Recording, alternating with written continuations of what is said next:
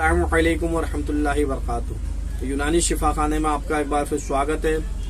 आज हम आपको एक और बहुत ही शानदार जानकारी दे रहे हैं। आज हम एक ऐसी जानकारी दे रहे हैं जो मल्टीपर्पज टानिक है, यानी कि आपके सभी बीमारियों में काम आने वाला है।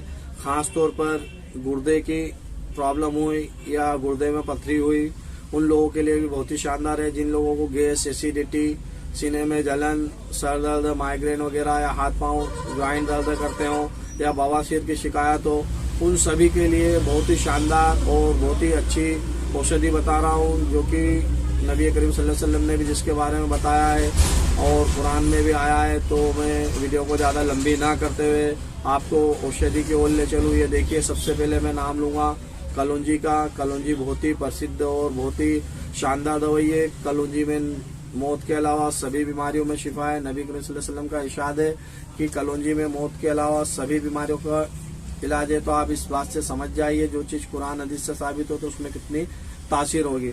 बहरहाल कलौंजी लेना है और आपको लेना है मेथी दाना।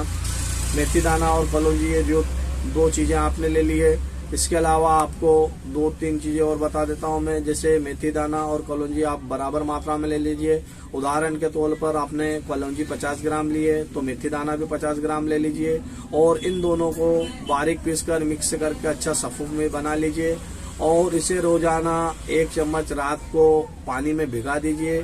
और पानी में भिगोने के बाद इसे सुबह आप पानी को उबाल कर ठंडा कर उसके अंदर 1 नींबू निचोड़ कर डाल दीजिए और उसके साथ 1 चम्मच जैतून का तेल डाल दीजिए और 1 चम्मच शहद डाल दीजिए। ये आपकी दवाई तैयार हो गई। ये आपकी ऐसी दवाई है जो आपके पूरे शरीर के लिए टॉनिक है। मेथी दाने का भी जिक्र आया हुआ है, जैतून का भी जिक्र आया है। नींबू भी एक ऐसी चीज है जो बड़ी से बड़ी चिकनाई को भी खत्म कर देता है।